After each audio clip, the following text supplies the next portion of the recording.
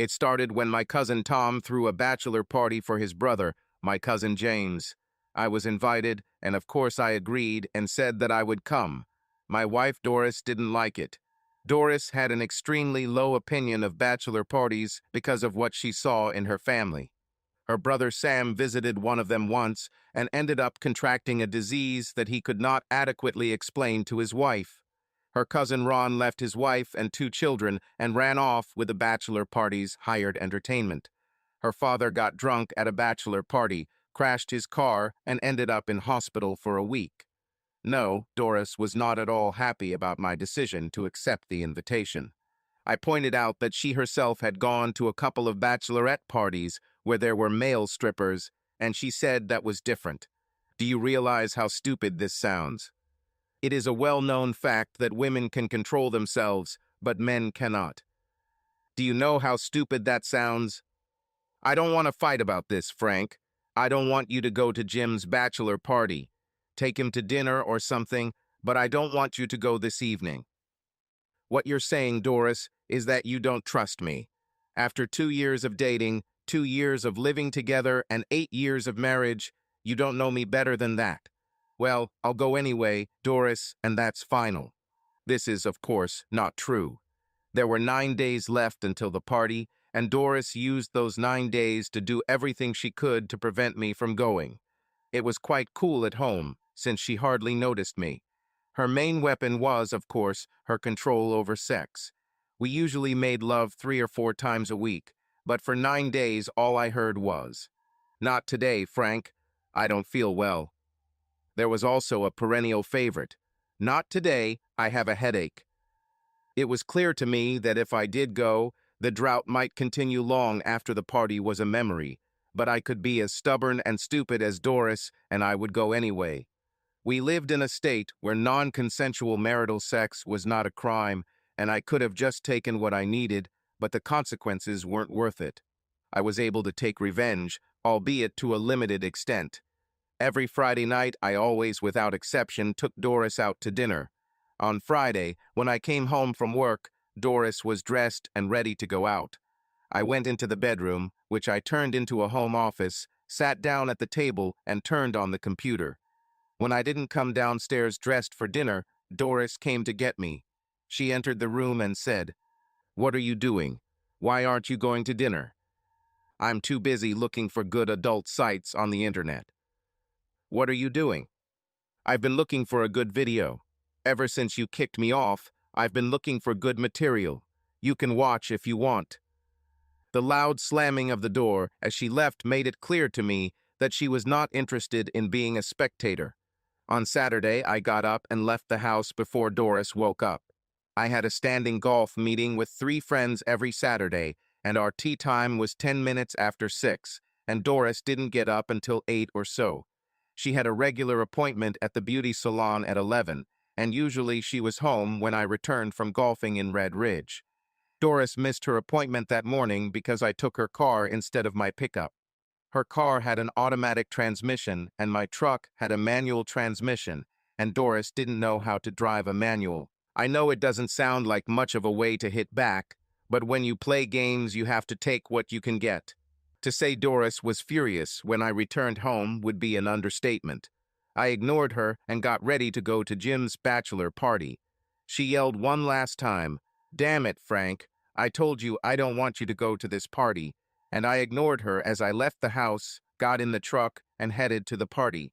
It was a typical boys' party. There were 17 guys there, and I knew and liked most of them. Let's just say the majority, because Mel Timmons was there, and I didn't like him at all. He always had a thing for Doris and tried to break us up several times before we got married. 3 poker tables were set up. It was a nickel, dime, quarter, dealer's choice with a limit of 3 raises, so no one was going to get hurt too much.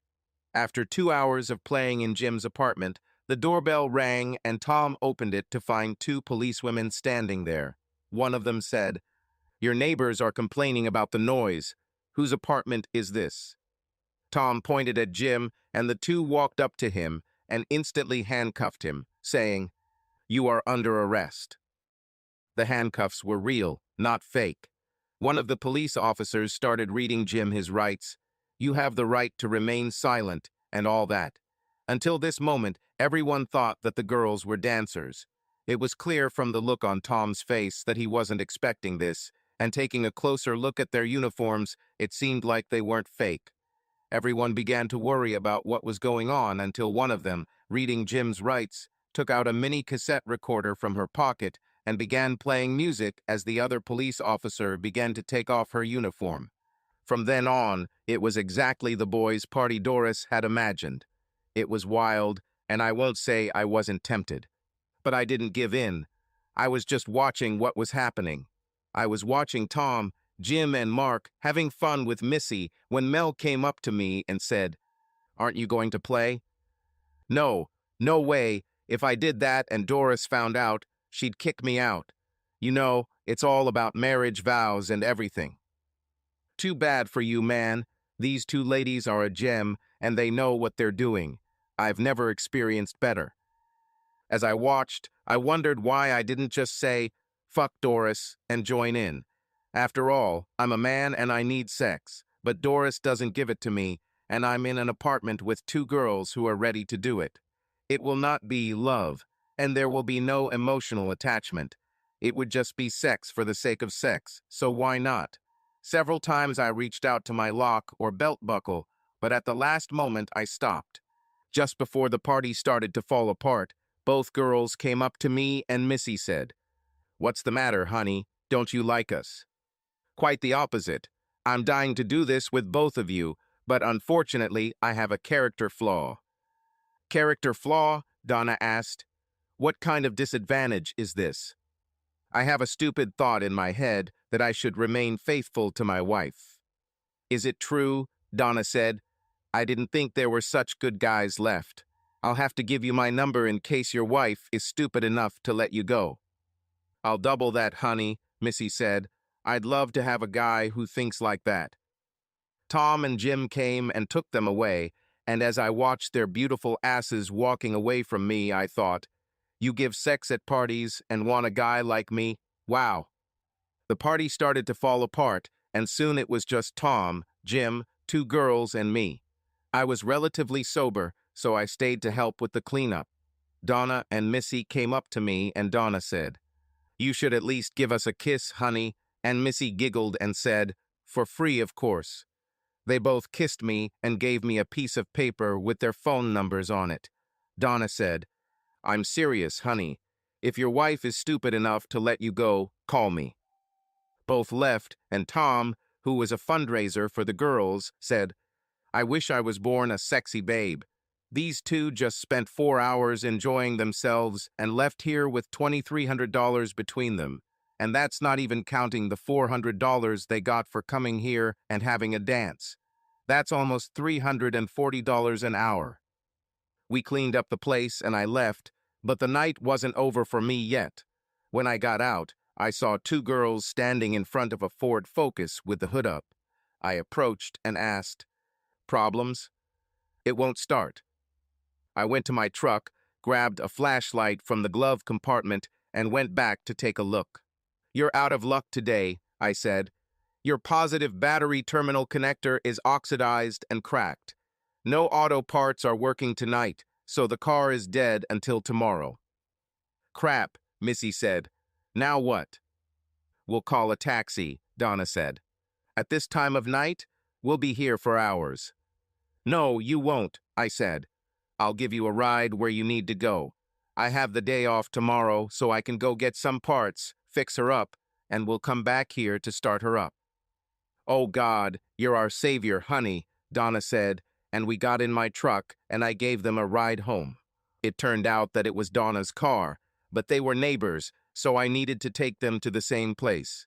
When I brought them to their house, I agreed to pick up Donna at 10 in the morning. When I returned home, I found that the bedroom door was locked. I remembered the John Wayne movie where his wife locked him outside the bedroom and he kicked down the door screaming, "There won't be any locked doors in this house," and I briefly considered doing the same, but reason took over. If I knocked down a door, I'd have to fix it or replace it, and unless I was going to have non-consensual marital sex, There was only a bed waiting for me outside the door, and the sofa in the living room was just as comfortable. Comfortable couch or not, I was in a bad mood when I got up this morning. Doris was still sleeping, so I made myself breakfast and was sitting at the table eating when Doris came into the room. She looked back and said, "Where's my breakfast?" "You haven't cooked it yet," I said, and I stood up and put my dirty dishes in the dishwasher, then headed for the garage door. "Where are you going, Frank?" "To Donna and then to Jim's to fix her car." "Who is Donna?" "One of the dancers from last night." "Are you going to pick her up? I assume you had sex with her last night, right? Coming back for more," she said contemptuously. "Why do you care? You don't want to give it to me, so why do you care?" And then, because I'm a man and men can be stupid around women, I let my words run wild. "And that makes me think, Doris, you love sex as much as I do, so you must be suffering just like I am. Or not. Maybe you're not suffering at all. Maybe there's a guy on the side to keep you in a good mood while you make me miserable. Is that so, Doris? Are you cuckolding me?" I could see the shock on her face as I ranted, and it pleased me. "I have to go. Donna is expecting me at 10. I headed towards the door. "Frank, come back here. We need to talk. We need to figure this out now. The only thing we need, Doris, is for you to apologize for being an absolute bitch the last 2 weeks." I went out to the garage, grabbed my cable tools from my toolbox, then went to get Donna. We stopped at a parts store, bought the right terminal, and went to Jim's to fix her car. On the way, she asked me why I looked so gloomy, and I was in such a mood that I told her the whole story. So, besides the fact that she doesn't like bachelor parties, she thinks you cheated on her yesterday. That's for sure. Do you want me to call her and tell her what really happened? God, no. This will only make the situation worse. She will think that I put you up to it and that you are lying for me. She already thinks that I am with you now in order to have sex. All I can say, honey, is if things go south between you two, call me." She looked at me for a few seconds, then said, "But you won't call, will you? I'm just a light woman." "About behavior, and who wants to deal with that, right?" "Don't be silly, Donna. You're a wonderful woman and seem nice. I'm sure we could be good friends, but as long as I'm married, it can't be more than that. And that includes any breakup that might happen between me and my wife. I will not break my marriage vows as long as I am legally married. If there is a divorce and you are still around, you will be one of the first people I call." She looked at me again and said, "I believe you mean it." "Seriously, honey, seriously." She leaned over and kissed me. "I haven't met many really nice guys in my life, honey, but you top the list of the few I know." We got to Jim's, I fixed her car and waited until it started and drove away before returning home. When I returned, Doris was gone. I went to the garage and changed the truck's oil, and when Doris still hadn't returned, I warmed up some leftovers, ate, and settled in front of the TV. Doris returned around 7 and didn't say a word as she walked through the house and into the kitchen. I heard her rattling around getting herself something to eat, and about 20 minutes later, she came into the living room and stood with her hands on her hips. "Do you want to know where I've been?" I looked at her and said, "No.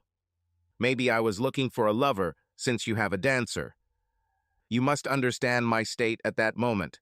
She was a bitch to me for almost 2 weeks and deprived me of sex in an attempt to force me to do her bidding. I was angry and I was tired of it, so I said, "I doubt you were looking.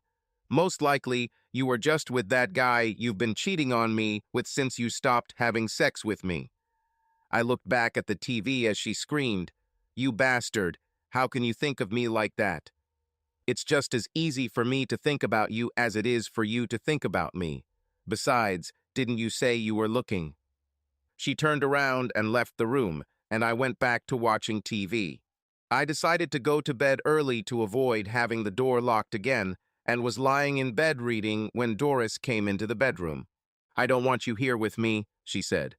"Too bad, Doris. I slept on the couch last night, so if you don't want to be here with me, you can sleep on the couch tonight." She left the room and slammed the door loudly. I got up and left for work before Doris woke up, and I liked it because I could start the day without another fight with her. When I got home from work that evening and drove up to the house, I saw things scattered all over the yard. When I got out of the truck, I realized that these were my things. My stuff. In fact, it looked like all my clothes were on the lawn. What the hell is Doris doing now? The door was locked, so I put my key in the lock, but it didn't fit.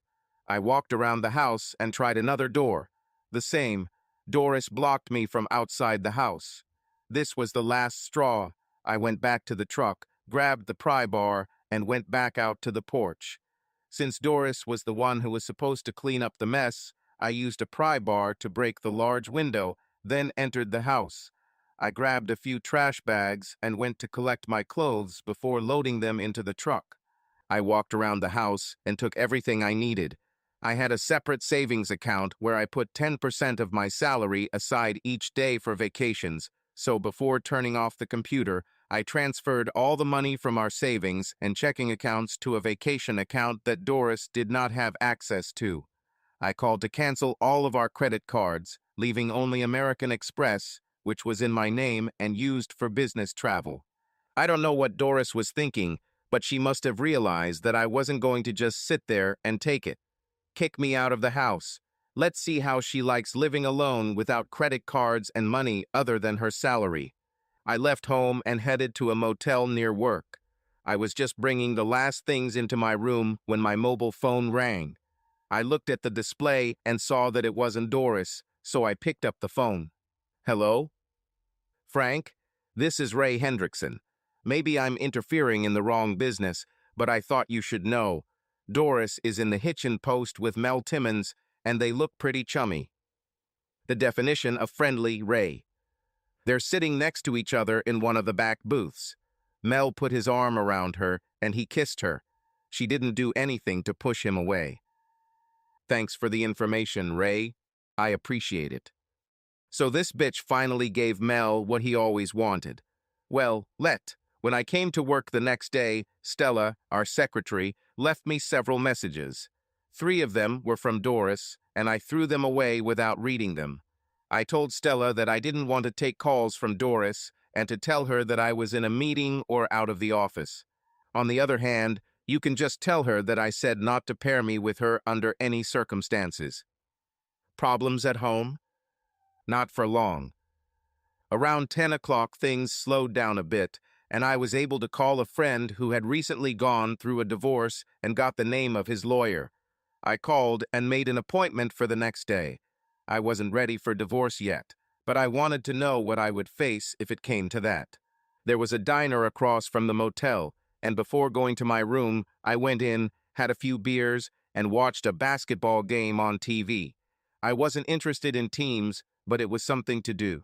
The next day, I received bad news from the lawyer. We lived in a no-fault state, so any divorce would result in an equal division of assets, and since I made almost twice as much as Doris, I would have to pay her alimony.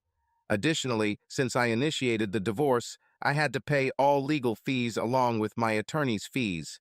In addition to this, if Doris decides to fight the divorce, I could, depending on the judge, also pay her attorney fees. The only positive thing was that we didn't have children. This information cooled my ardor a little. In the long run, it would be cheaper to just stay married, but not live together. If Doris didn't like it, she could file for divorce, and then at least I wouldn't have to pay court fees and her attorney's fees. I left the lawyer's office with the intention of finding a reasonable apartment closer to work and starting a new life. Good morning. Thank you for calling Benton and Associates. How may I help you? Storie, it's Steph. Hey, Steph, what's wrong? Are you and Frank okay? Why do you ask? You know I work in the Marston building, right? I saw Frank leaving Tucker Davidson's office this morning. Why are you telling me this? Tucker, divorce lawyer. Oh shit. Not very good, huh? Not good at all. I've got 6 lines blinking, so I have to go. Can we meet for lunch at Maxine's? Say, noon or so. Agreed. After the waitress took the order, Doris asked, Does this Tucker do anything else besides scams? No. His practice is exclusively family law, and it's mostly divorces. Are you and Frank having problems? Rather, yes. It must be something serious if Frank is talking to Tucker. Doris told Steph what was happening. You're kidding, Dory. You've known Frank for so long, and you don't know him better. Frank would never participate in something like you say, any more than you would have sex at a frat party. But he did it. Mel Timmons called me and told me. Chalk what? He called me and said Frank did it. Why did he do this? He was always trying to be with me, but I was with Frank, and when I married Frank, Mel told me that one day I would regret choosing Frank over him. He called to gloat, said that's how the so-called loving husband, is cheating on me with 2 dancers. And you believed him? Frank confirmed it the next day. He said he was going to meet one of the dancers and left the house. This doesn't sound like the Frank I know. Doris told Steph how that day went, and Steph said, and you didn't give him a chance to explain what really happened? That he was just helping someone with a car. Why would I, after what Mel said? So after one call you threw Frank under the bus. It was more than a call. Mel said he had pictures. After Frank left to meet the lady, I met Mel at Denny's, and he described the whole evening. There were 2 dancers there, and Frank did this to both of them several times. Mel probably thought I didn't believe him, so he said he had photographs, and if I met him at the Hitchin Post, the next evening he would show them to me. Why didn't he show them to you at Denny's? He said he left his phone on charge and didn't take it with him. Frank was home when I got back from meeting Mel, and I made him wonder if I was looking for someone to get back at him. I shouldn't have, because Frank accused me of cheating on me for weeks. I ended up sleeping on the couch that night, and in the morning, angry, I threw all of Frank's things out on the front lawn and called a locksmith to change the locks. How did Frank react to this? Not very good. He broke a window to get into the house, took everything he wanted, and left. What did he say to you? I couldn't get a hold of him. He wouldn't answer my calls. I called a company to fix a window, and when I tried to pay with a credit card, it declined, so I had to write a check. I hope you were smart enough to call the bank before you wrote the check. If Frank was mad enough to cancel your credit cards, he might as well clean out the bank accounts. Oh damn, this is getting worse and worse. What about Mel's photos? I met him at the Hitchin Post, and he showed me 2 photographs. They showed Frank looking at a couple of guys doing it to one of the ladies. The only face that was visible was Frank's face. When I asked if this was his evidence, he said no, but wanted something in return to show me good pictures. Don't tell me, let me guess. He said you should let him help you get revenge on Frank, and then he'll show you the pictures. Well, yeah, that's probably what he wanted. And you? Oh my God, no. And he showed it? No, I didn't agree to go with him to his house, so he didn't show them to me. Didn't you think he didn't show them because he didn't have them? If he had them, he would have shown them to make you even angrier at Frank, so you'd want revenge. I didn't think about it. Didn't you also think about what you were doing? The Hitchin Post is where most of Frank's friends hang out. Did you think that one of them might see you doing all this with Mel and call Frank? No wonder Frank was with Tucker. Basically, I think you threw your marriage in the trash. I can't believe Frank would do this. Dory, honey, I'm not a man, so I can't tell you how a man feels after going through what you just told me you put Frank through, but if it happened to me, I'd be signing the divorce papers by now. If I were you, friend, I'd be looking for some way to get to Frank before things get worse if you want to keep him. The intercom rang, and I pressed a button and said, yes. I know you said not to accept messages from your wife or connect her with you, Stella said, but something happened that makes that impossible. What's happened? She stands in front of me and says she won't leave until she talks to you. Tell her I'm busy and I'm not going to talk to her during office hours. There was a short break, then Stella said, she said she brought a book and we'll sit here and read it until you finish working." I looked at my watch and saw that there were 3 hours left until the end of the working day. What I was doing was not urgent, and I could have left early, but my mood would not allow me to cut Doris some slack.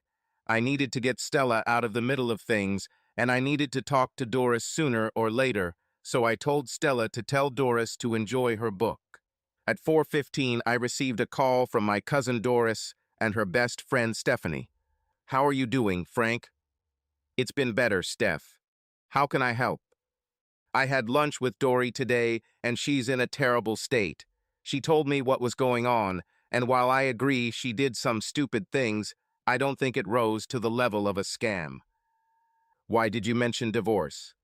"I saw you leaving Tucker Davidson's office, and Tucker handles divorces." "When she told you what was going on, did she mention cheating?" "She didn't cheat on you, Frank. Timmons told her he had incriminating photos of what you did at the bachelor party and tried to convince her to get back at you by sleeping with him. She teased him, trying to get him to show the photos. She swears that she didn't do anything to him, and I believe her. You two need to sit down and talk, Frank."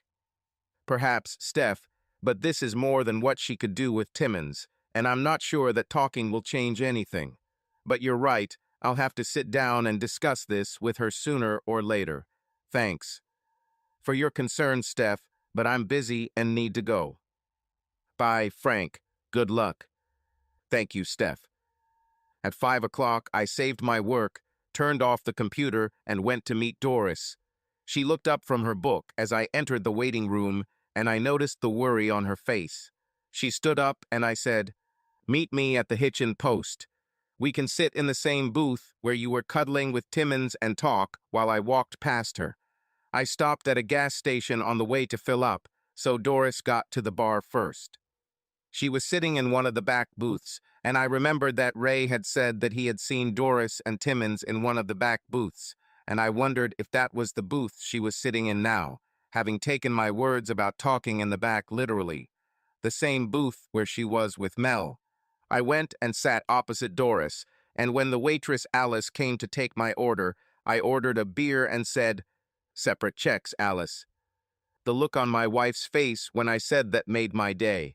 When Alice left, I said, "Okay, Doris, you wanted this meeting. Say what you want to say. Why did you cancel our credit cards and withdraw all the money from our bank accounts?"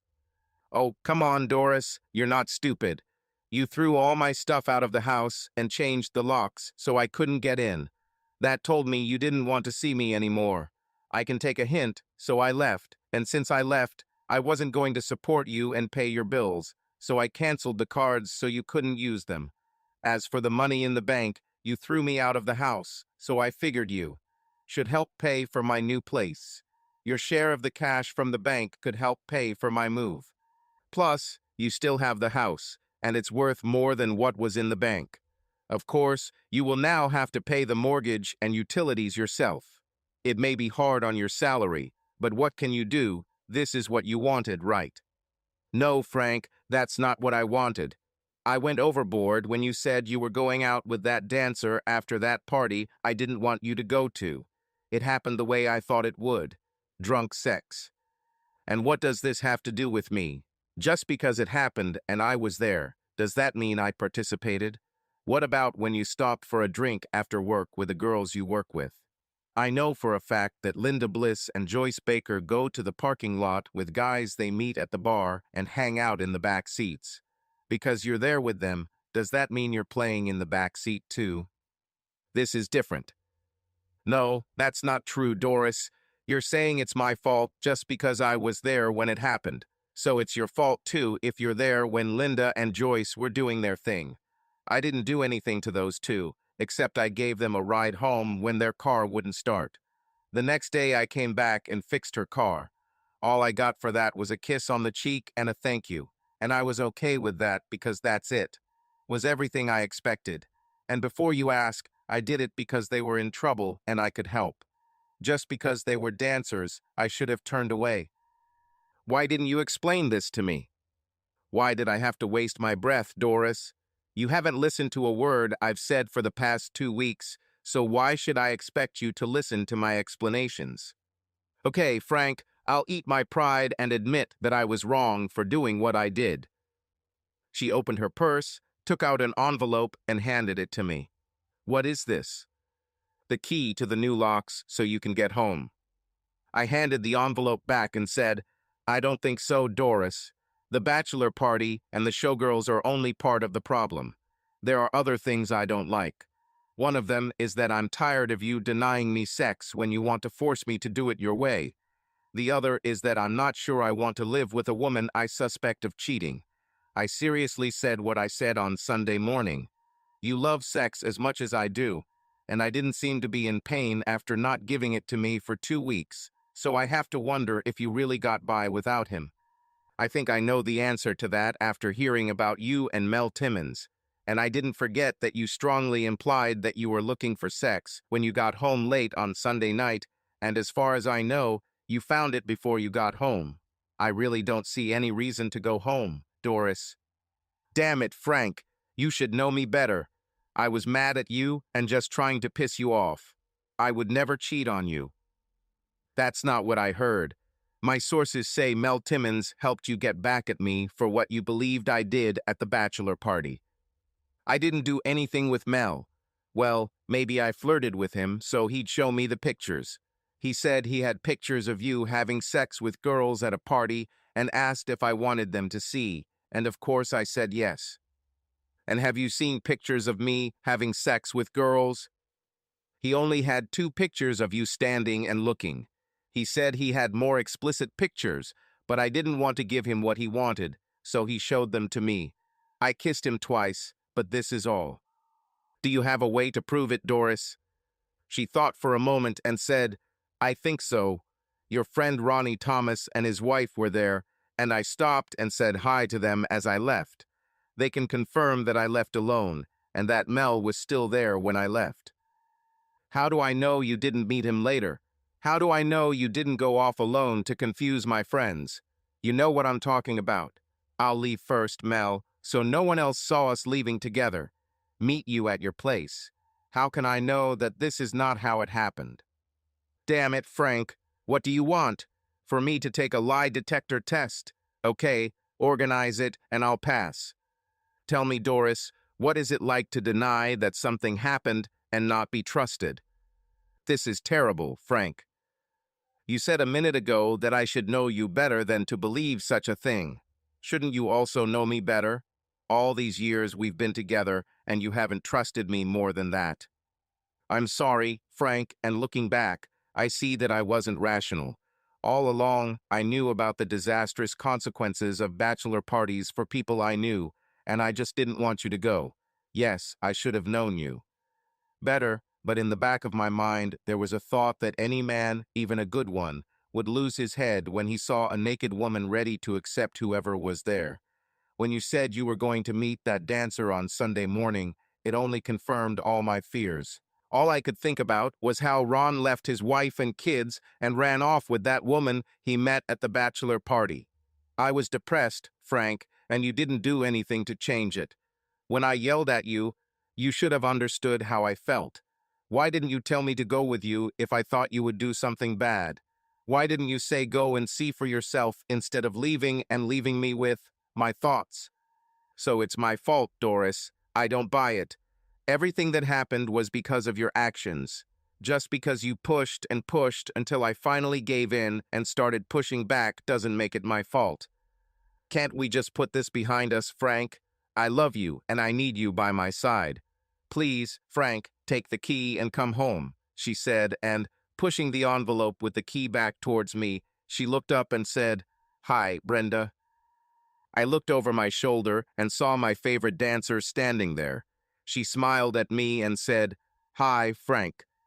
Doris looked at me, then at Brenda, and then back at me and asked, Do you two know each other? Yes, I said, and I understand that you also know each other. Brenda works with me. Well, that's not entirely true. I work for her because she's the office manager. I motioned for Brenda to join us, and she sat down next to Doris and across from me. I didn't want to get involved, but when I walked in and saw my two favorite people together, I just had to come over and say hello. Is Frank one of your favorite people? How do you know him? Brenda looked at me in surprise. You and Dory? I nodded in agreement. Question, how do you know my husband? Hung in the air between us, and my brain started working at full capacity. Obviously, Doris didn't know that Brenda worked as a dancer at night, which told me that Brenda probably didn't want Doris or anyone else in the office to know about it, so how to answer the question? I didn't really know Brenda or enough about Brenda to risk a lie that could easily be discovered, so I decided to let Brenda answer the question herself. I looked at Brenda with a look on her face that hopefully said, answer the question, and she seemed to pick up on it or come to the same conclusion as me and decide that this was the way to go. Brenda laughed and said, I tried to steal Frank from his wife, but he wouldn't budge. Here I am. I think I'm one of the most beautiful and sexy women in this state, and he didn't even take my phone number. Were you trying to steal my husband? I didn't know he was your husband. He actually wore gloves, so I didn't see the ring and didn't know he was married. What happened was that Marcia and I were here for drinks, and then the stupid idiot who drank too much decided that he was God's gift to women, and to me in particular, and kept trying to get me to dance with him. I kept refusing, and he finally became verbally abusive. He said a lot of really hurtful things, and I finally got so angry that I threw the drink in his face. He raised his hand to hit me, and Frank, who was just passing by on the way out, intervened, grabbed the guy, and took him out the door into the parking lot. I heard how he told the guy that if he tried to come back, he would hurt him and throw him in a trash can. Then he came back and offered to walk Marcia and me to our cars to make sure the idiot wouldn't bother us when we left. There he was, the knight in shining armor, doing good deeds for the damsel in distress, and being an absolute handsome man at the same time. So I rushed at him, and he just smiled, said he was glad to help, wished me a good night, and left. He let me buy him a drink the next time I saw him here, but no matter how hard I tried, that was all I could hope for. Of course, it was probably a good thing he turned me down, because Marcia wanted him too, and we could have fought over him and stopped being neighbors. Marcia wanted my husband too. Guess I'll have to throw water on her at work. You get a break because it wouldn't be wise to argue with your boss. Good thinking, girlfriend. Now that I see you two together, I understand why he didn't give in, so I'm not so ashamed that he refused. As we talked, the band began to tune up, and when their first song came on, Brenda asked, do you mind if I dance with my hero? I was pretty sure Doris was against it, but apparently she didn't want to say no to her boss, so I wasn't surprised when she said she didn't mind. As I took Brenda's hands to begin the waltz, I said, nice move, Donna, or is it Brenda? This is Brenda. I don't use my real name when I work at parties. So Missy is actually Marcia. That's right. God, Frank, I didn't know you were Dory's husband. Why would you know? You've never seen us together. As much as she talks about you, I should have recognized you from her descriptions. Has your relationship improved since the last time we spoke? Actually, things have gotten worse, and I told her what had happened since I last saw her, and she was shocked. This is not the Doris I know. Trust me, Frank, she would never cheat on you. When she talks about you at work, it pisses off all the other girls. Why does this make other women angry? Because, according to Dory, you are flawless. According to her, you can walk on water. Why are you even talking about me? Usually not about you. During one of our breaks, some girl complains about something her husband or boyfriend did, and the other girls start talking about their men too. Then Dory puts in her 2 cents. This girl thinks that you hung the moon and stars, Frank. She will never cheat on you. She will get angry and play a prank on you, but never in her life. I don't know, Brenda.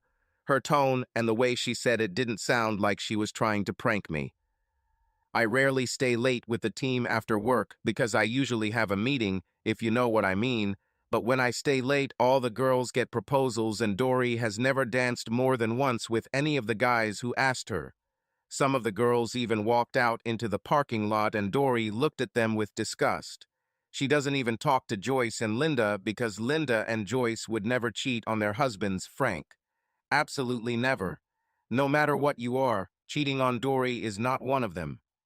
The music stopped, and as we walked back to the booth, Brenda said, "I'm going to piss off your wife when we get back to the booth. And when I do, I want you to remember that.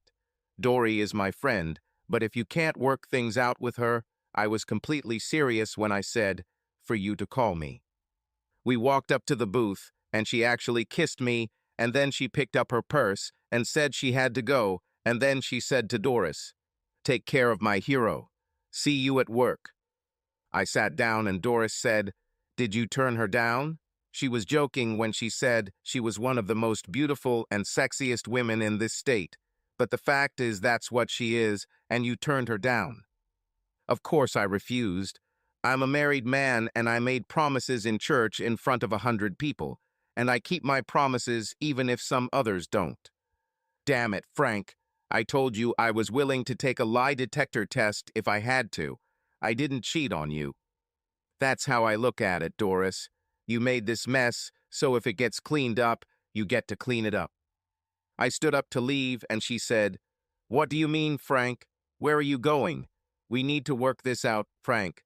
You need to come home." Think about it, Doris. Maybe you'll understand. I left the bar and went to my room.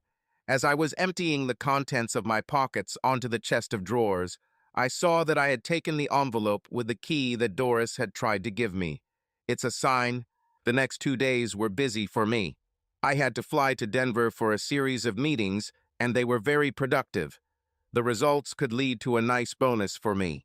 I was in a good mood when I got home and decided to treat myself to a holiday dinner at my favorite steakhouse. About 10 minutes had passed when Brenda, Marcia, and 2 men entered the restaurant and sat down on the other side of the room from me.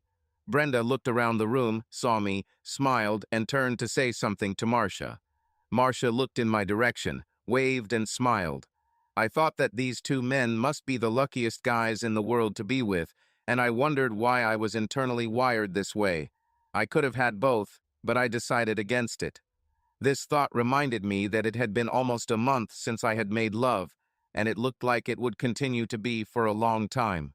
I was just finishing dessert when Brenda stood up and walked over to my table. "Come join us, Frank. I wouldn't want to interfere with your dates." "It's not a date, Frank. It's more of a business meeting. They're throwing a bachelor party, and we're having dinner with them, discussing the details. I pointed you out as a happy client, and they asked me to invite you. I think they want to see if we're worth it. Your money." "I didn't use the service, Brenda, so how do I know?" "You saw it all, Frank. Did you see the disappointment on anyone's face?" "No, not even a little." "You don't have to tell them you weren't involved.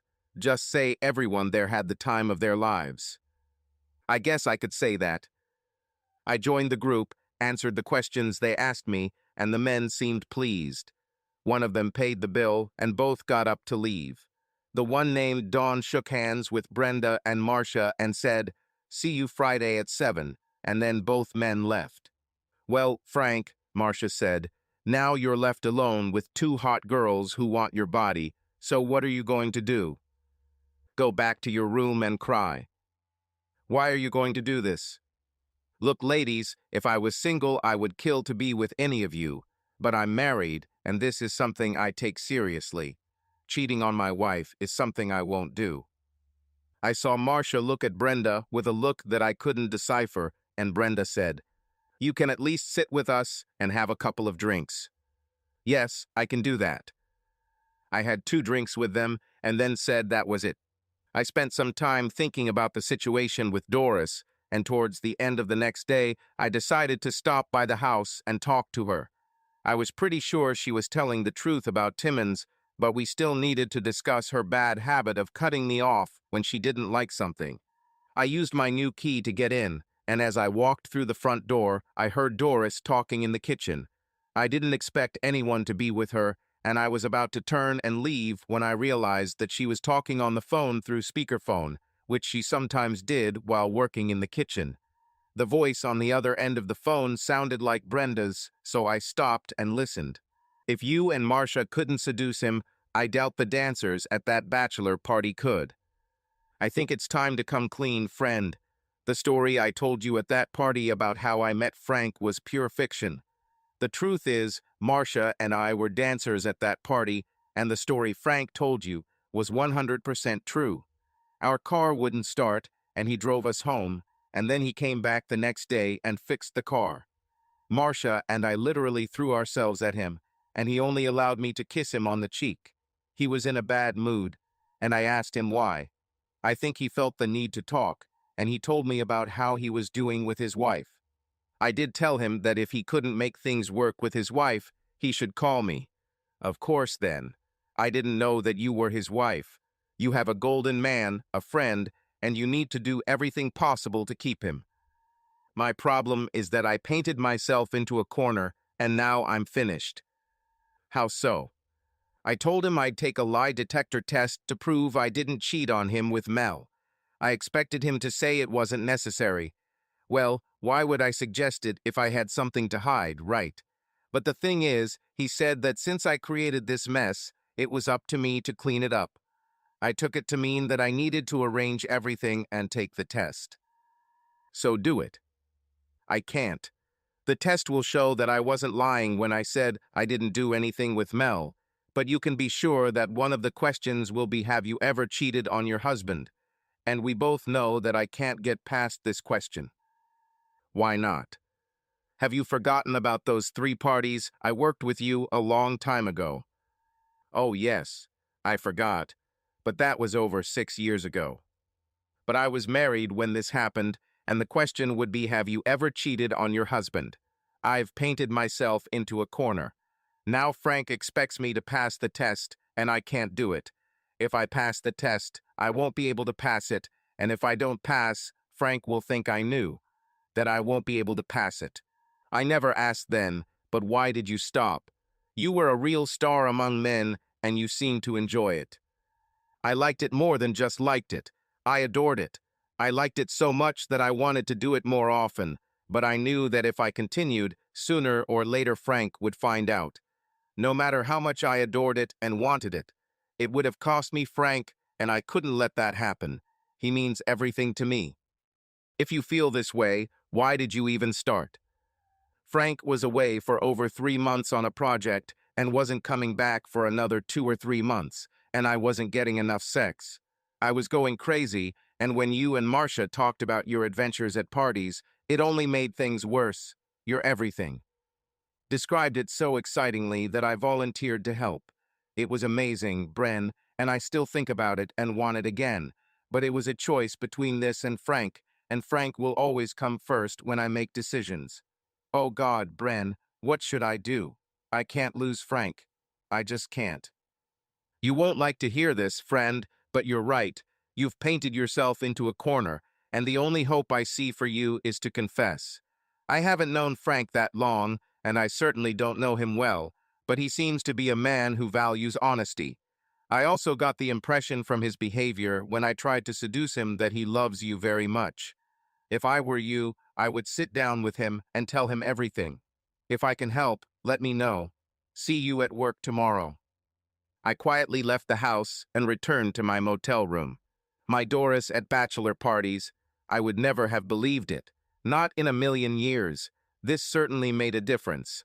Doris didn't seem to cheat on me with Timmons, but she did cheat on me, and it was serious. When I returned with the new key, I intended to try to mend the relationship, but this overheard conversation changed everything. Suddenly, I didn't know what to do. Damn it! I wasn't going to sit in a room and go crazy thinking. I took the keys and drove to the hitching post. After 2 beers and 3 games of pool, I saw Mel Timmons walk in with a beautiful red-haired girl and decided to ruin his evening. I waited until they were seated and had their first drink and then walked over to their table. What is it, asshole? I heard you told my wife that you had pictures of me doing bad things at Jim's bachelor party. You told her that if she slept with you, you would show her the pictures. How about showing them to me? I won't sleep with you to see them, but in the mood I'm in right now, I'm ready to give you a hard time. Fuck off, Frank. I'm not afraid of you. That's good, asshole. If you were afraid of me, you'd avoid me and I wouldn't be able to get to you. Win or lose, Mel, it doesn't matter, as long as I can hurt you a little. Let's do it some other time, Frank. I'm with someone right now. I turned to the woman and said, let me tell you a story. This jerk has been trying to get into my wife's pants for years. Last week, we went to my cousin Jim's bachelor party, and after it ended, this jerk called my wife and said that he has pictures of me cheating on her with 2 dancers at a party. He told her that if she sleeps with him to get back at me, he will show her the pictures. As a result, we have now broken up. This is the type of person you want. Spend your time. She looked at Timmons and then back at me and said, no, but I have no way of getting home if I leave him. Of course there are. I'll be happy to give you a ride, but if you don't want to take any chances with me, I'll give you money for a taxi. The problem is that I just came and was waiting for this evening. Do you play billiards? Yes. Then join us at the pool tables. You can play with us, and when the band arrives, I think Dave, Jim, and I can keep you on the dance floor until you want to leave. Without saying a word to Mel, she stood up and said, let's go. I looked at Mel and said, this is not the end between us, Mel. Sooner or later, we will meet in a place where we don't have to worry about the police. And one more thing. Every time I see you here with a girl, I'll do the same thing I did now. I turned and followed the redhead towards the pool tables. Her name was Hannah, and she was very funny. And not a bad billiards player either. We played pool until the band started playing, and I asked her to dance. While we were dancing, she asked me how true what I said about Mel was, and I replied, 100%. Have you and your wife settled everything yet? Not yet, and I don't know if we can. So meeting me is revenge on Mel and hoping for luck to get back at his wife. No way. Ruining Mel's evening, yes, but no matter what my wife did, I'm not cheating. I meant what I said. No strings attached, I'll give you a ride home or call a taxi. If I were divorced or even in the divorce stage, I would hunt you like a duck chasing a June bug. I think I believe you, and it's weird because I don't really trust married men. The music ended, and for the next 2 hours, Dave, Jim, and I held Hannah on the dance floor. I noticed Mel was standing off to the side, taking photos with his cell phone. I assumed that Doris would receive a phone call from him. Around 11, Hannah said she had to go because she had to work the next day. Should I call you a taxi? No, I'll take you up on your offer of a ride. We talked while I was driving her home, and I learned that she was a legal secretary and had met Mel when he came to consult with one of the lawyers at her firm. He seemed like a good guy. Apparently, I'm not very good at identifying bad guys. I don't know. I'm biased because of what he tried to do to my wife, but honestly, there aren't many guys who wouldn't try if they thought they'd get lucky. Is she that hot? Don't forget that I'm biased. When I drove her to her place, she leaned over, kissed me on the cheek, and handed me a piece of paper with a phone number. I may not be very good at identifying the bad ones, but I am infallible at identifying the good ones. If you don't succeed, call. I left feeling pretty good. This feeling stayed with me until I returned to my room. My cell phone rang as soon as I opened the door. The display said it was Doris. I opened it and said, yes. We need to talk, Frank. Can you come over tomorrow after work? No, it won't work tomorrow. What about the day after tomorrow? Yes, I can do it the day after tomorrow. At 7, I'll cook dinner. No dinner, Doris, but I'll be there at 7. I could have come the next day, but I had the idea that I knew what Doris was going to say, and I needed to do something before talking to Doris. I rummaged through my wallet and found the piece of paper I was looking for. I looked at her for a few seconds, wondering if I really wanted to do this, and decided that yes, I did. Even though it was quite late to call, I dialed the number. When she answered, I said, I need a big favor, Brenda. She was waiting for me in a booth in the corner. When I sat down, she said, "Okay, Frank, you have my full attention. You said I could help you get it back with Doris. I have my full attention, honey. How can I help? You can tell me everything you know about Doris. Skip all the good things. I only want to hear the bad. It's a bad thing that I need to deal with. I don't know such things." "Of course you do, Brenda, and you won't help if you lie. I know for a fact that you know about the 3 bachelor parties she attended while I was in Alaska for 5 months." Her face turned white. "You know about it?" "Yes, I know, but I want to know what I don't already know. What other things are there that I don't even know about? If I'm going to go back to Doris, I'll have to declare an amnesty, but I want to know what it is that I'm forgiving." "There won't be a second chance. If she confesses, as you suggested, I want to hear everything, not just part of it. If she confesses, and then I find out that there were other things she didn't mention, it's over. I'll leave and not look back. And if there's something else, I'll find out sooner or later, just like I found out about the bachelor parties." "How did you know that I suggested she confess?" "Professional secret. The point is, if she does confess, I want to hear everything. If I forgive what she tells me and then find out there was more, then that's the end of it. So tell me about the bachelor parties and about everything you know." "What can I tell you? You saw one of them where we met, and they are all about the same. The only thing that changes is their faces."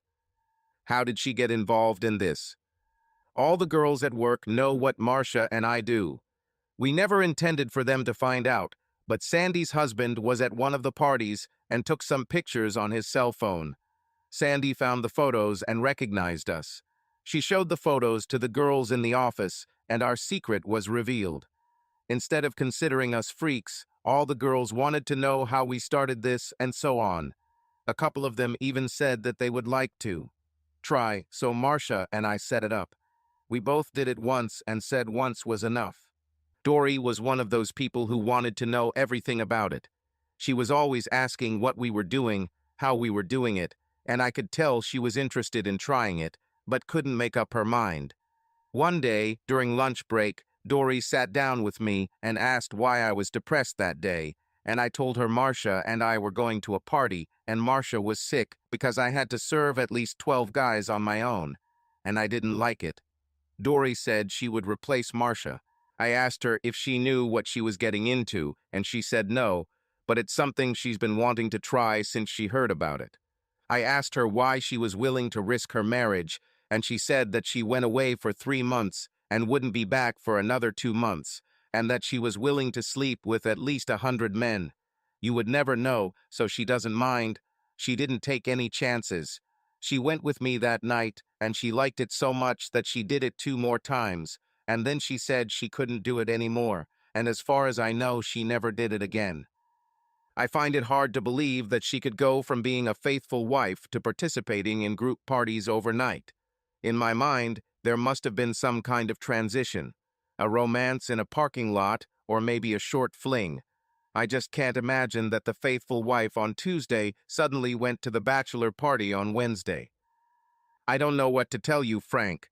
I didn't always stay with the girls after work, so I don't know what happened when I was gone, but I never saw her do anything on those nights when I was there except dancing with the guys who invited her, and I don't know anything else. I really didn't expect to get anything from Brenda. If she knew something, I doubt she would have told me, because she is a friend of Dory's and barely knows me. But I expected her to tell Doris about our meeting and suggest that Doris should not hide anything if she was really going to take Brenda's advice and confess.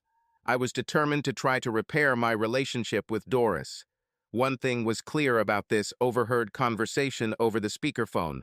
Doris loves me and doesn't want to lose me.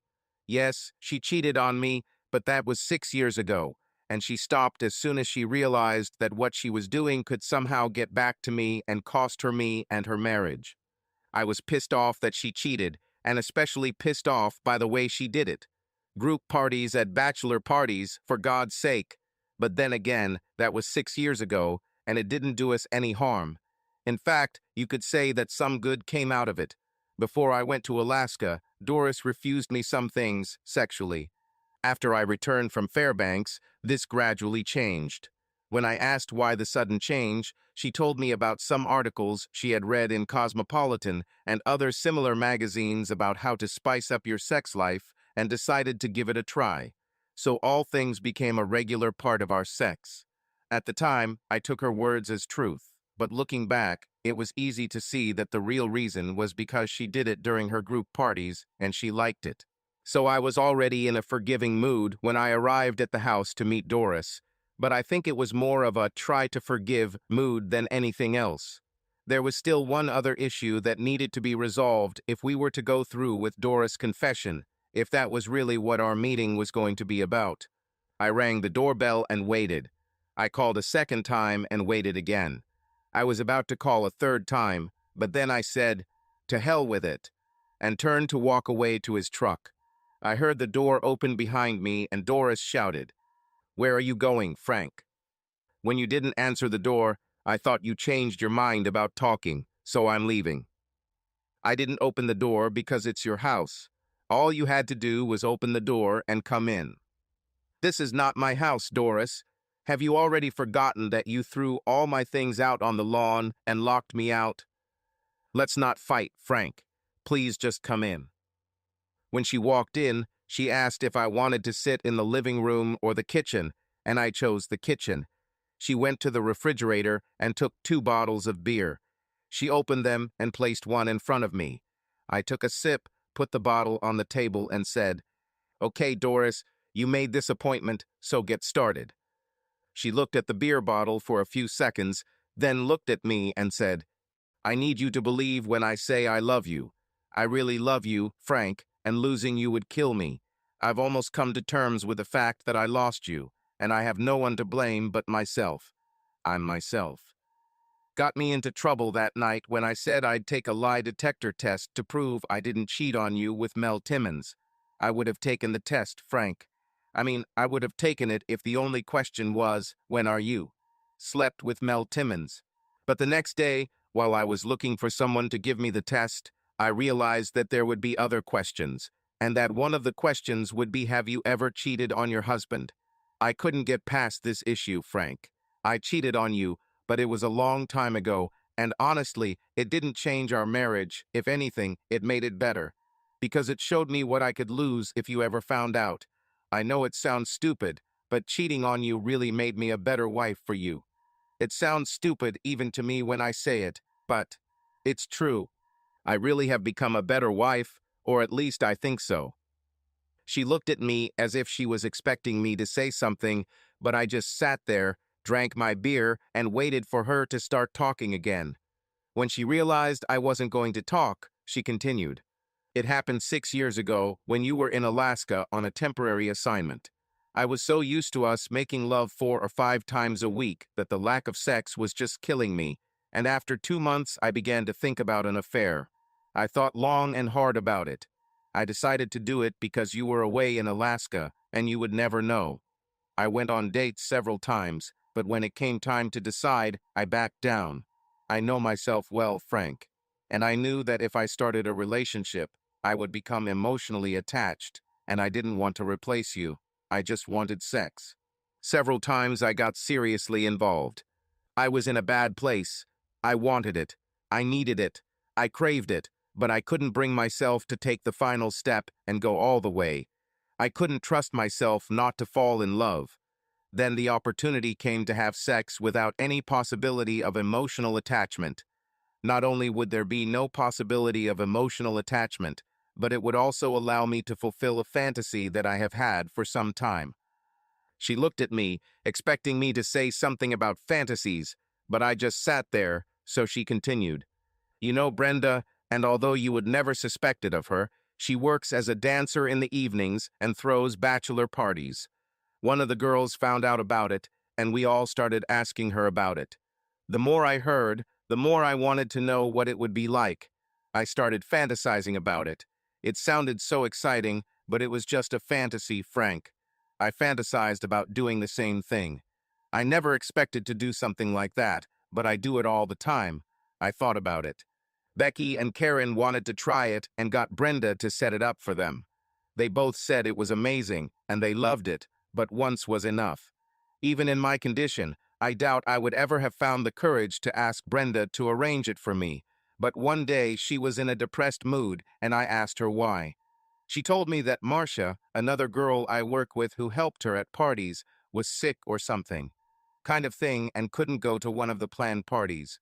Brenda was upset because she would have to go to the party alone, and she didn't like it.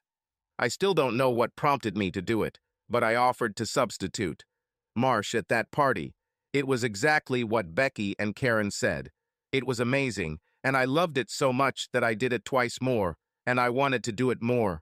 But suddenly I realized that I couldn't hide it. If I continued, you would eventually find out, and I knew what you would have done when it happened. I couldn't risk it. I couldn't lose you, Frank. I just couldn't. You were my world. I've never loved anyone as much as I love you. So I stopped these parties, even though I really enjoyed it. That I saw at these parties, that was also the reason why I was so opposed to your participation. I saw how men react in such an environment.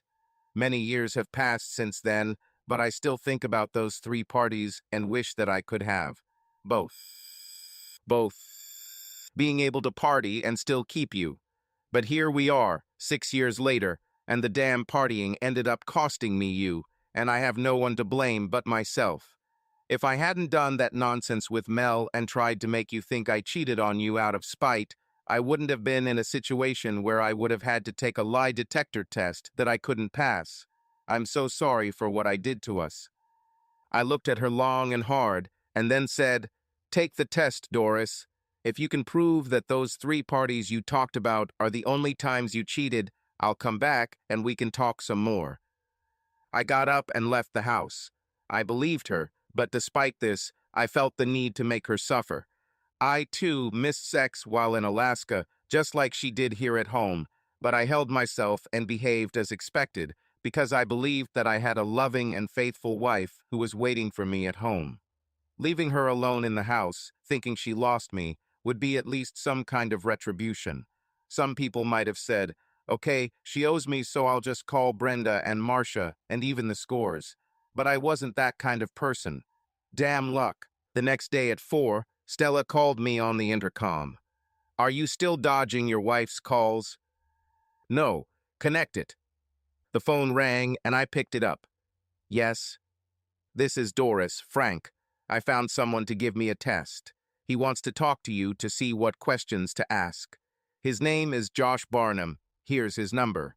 If you call him before noon tomorrow, he can schedule a test for 10 a.m. Thursday and return results by mid to late afternoon." "Okay, Doris. I'll call him as soon as you hang up." "I love you, Frank. I really do." "Of course you do, Doris. Of course you do," I said, disconnecting. I called Barnum, explained the situation, my concerns, and what I needed to know, and then called my cousin Lou, who was a police officer, and asked him to find out what he could about Barnum.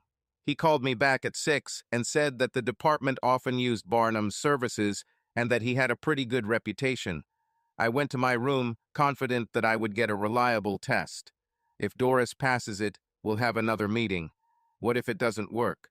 Well, I've already moved. The next 2 days passed quickly, and at noon on Thursday, I received a call from Doris, who said she had taken the test and signed a release so Barnum could give me the results. She had to sign a release because she was paying for the test, not me.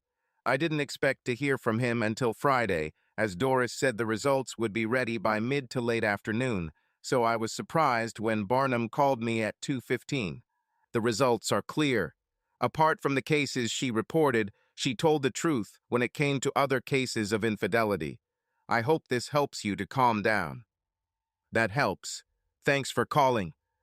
I had just left the office when my cell phone rang again. It was Doris. Did you get the results? Yes. Are you coming home? I'll come by tomorrow and we'll talk. Tomorrow? Why can't you come today? I still have some things to think about. Tomorrow at 7. There's no way I can get you to come today? No. See you tomorrow. And I hung up. I spent the night in my room thinking about what to say to Doris. She's still not out of danger. True, she passed the lie detector test, but I still had one more problem that needed to be solved before we could return to normal life. The next day, I was walking up the steps at 7 in the evening, and before I reached the top step, Doris opened the door. "To the kitchen?" she asked, and I nodded. We went there. She took 2 bottles of beer from the refrigerator, and we sat down at the table. I took a sip of beer and said, "You took a lie detector test, but the fact remains that you cheated on me while I was in Alaska. I listened to your explanations, but they do not convince me. I also suffered from a lack of sex like you, but I held myself and behaved as he promised when he made the wedding vows. I don't know what pisses me off more, the fact of cheating or the way you did it. I thought about it a lot and decided that I could get over it since you didn't do it anymore. And over the past 6 years, we've had mostly good years, and until recently, I had no reason to doubt your love for me. I admit that I have received some benefits from your infidelity at group parties. Did you notice that mostly Doris? There were parts of these years that were terrible, and what I have to decide now is whether I want to be in a situation again where that could happen again. We can go back to my trip to Alaska. I stayed faithful, and you didn't. I suffered as much from lack of sex as you did, but I endured and kept my promises. The common thread between then and now, Doris, is that I suffer when I don't get sex. I act like a man and endure. Over the past few years, including recently when you made this nonsense about Jim's bachelor party, you used sex as a weapon against me. Every time you did it, I was silent. Suffered while every cell in my body screamed, "You don't have to put up with this crap, you fool. Go find a woman and have sex with her." But I never did because I believed in my vows. I'm tired of you using sex to punish me or force me to do what you want. I accept that your body is yours and only you can decide what to do with it. I understand that there will be times when I want to make love and you don't want to. I understand that there will be times when you feel bad or have a headache and you don't want to make love. I can accept it, but I won't tolerate it anymore. You used sex as a weapon against me. So, this is where we are now. You know my position, and you need to think about how you want to proceed. I'll never do it again, Frank. I swear to God, I'll never do it again. No, Doris, that won't do. I don't want you to say it right after I told you. I want you to think about it. Make sure you can make that promise and keep it, because if we get back together and you do this shit again, I'll leave and there won't be any more conversations. So think about it, Doris. I'll call you in a couple of days and we'll talk again. I don't need time to think about it, Frank. You may think you don't have to, but I think I do, and I'm the one who has to decide if I should risk coming back to you. I'm paying for a hotel room for the week, and I paid by Sunday. I'll call you on Sunday, and I got up and left. I acted like a fool, and I knew it. I didn't need to wait until Sunday, but I wanted the satisfaction of seeing her suffer, given all the trouble she had caused me. I left the house and headed to the hitching post. I drank beer and played pool until I decided it was time to call it a night. On Saturday, I ran some errands, went to the laundromat, and washed my dirty clothes. In the evening, I found myself back at the hitching post. I was drinking beer and playing pool when a voice behind me said, "Why are you playing this stupid game when you could be dancing with me?" I turned around and saw Hannah standing there. "Good question," I said, and handed the cue to Sam, saying, "You win, Sam," and leading Hannah to the dance floor. "I was surprised when you didn't call after you took me home last week." "Why? I told you about my situation." "Yeah, but I thought that was just a line you give to girls to get them to lower their guard." "Sorry, but it was true. I've been watching you since you've been here, and I haven't seen another woman. Haven't you settled things yet?" "Almost settled. Maybe tomorrow." "Okay, then I have you until tomorrow." "See you tomorrow." At least until this place closes or one of us decides to leave. The song ended, and I led her back to her desk and joined her. We danced a few more dances and had just sat down after the waltz when she said, "You know those 2 women over there? They haven't taken their eyes off us since they came." I looked in the direction she was pointing and saw Brenda and Marcia sitting at the table. When I looked at them, they both waved at me, and I waved back. These are 2 more members of my fan club. Together with you, there are only 3 of them. Now that I have seen them, you will have to share me with them. Why? Because they work with my wife, and if we don't join them, they'll think I'm dating you, and I don't want them to tell Doris that. I stood up and walked over to Brenda and Marcia and asked them if they wanted to join me and Hannah at our table. Won't this ruin your evening? Asked Marcia. There's no party, just a girl I know asked me to dance. Are you alone here? Brenda asked. I nodded and said, I came over to play pool and drink beer, and Hannah decided she wanted to save me. I take it you haven't settled things with Doris yet? Brenda asked. We've talked and may have made progress. I'll know in a day or 2. Brenda raised her eyebrows and I said, she took your advice. I know everything now, and yes, I can get over it, but we still have one issue that needs to be resolved. What advice? Asked Marcia. I'll tell you later, Brenda said. So, how about it? Join us. Brenda looked at Marcia, who shrugged. Brenda said, I think we should, if only to keep you out of that girl's clutches and to protect Doris's interests. Bullshit, Marcia said. I'm doing this to make sure she doesn't get a clear advantage if Frank doesn't work things out with Doris. As far as I'm concerned, we have first right to Frank. 3 of us walked over and joined Hannah, and I introduced them to each other. I spent the rest of the evening dancing with 3 of them. When I danced with Brenda, she naturally wanted to know what would happen next to Doris. Chances are, Dory and I will be together when you see her at work on Monday. It's not 100%, but it's close. I could be wrong. I gave her an ultimatum, and if she accepts it, we'll be together. If no, then no. You know there will be a few upset women if you and Dory make up, right? This is unlikely. But it's true. Marcia loves Dory, but she hopes you don't go back to each other so she can have a chance with you. The young lady you just introduced to us is clearly crazy about you, and then, of course, Dory is a good friend, and I would never try to take you away from her. But if you broke up, I would pursue you without hesitation. Well, just between you and me, if Dory and I break up and Marcia, Hannah, and you are still free, you win.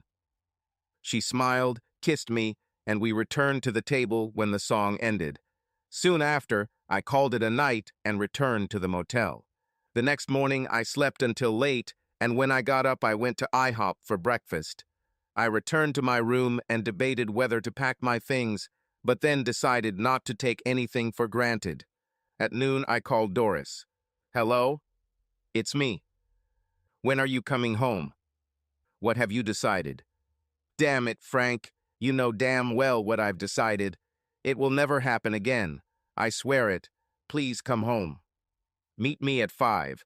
I need to pack something. I'll cook dinner. As I packed my things, I wondered if she would be able to keep her promise. Women by nature tend to use sex to get what they want, but I was serious. Perhaps only time will tell. Subscribe to our channel so that your love doesn't cheat on you, and go ahead and listen to the next story, because this story is nothing compared to the next one. If you're under 18, don't even think click to the next one. Click to the next one. Click to the next one. Click to the next one.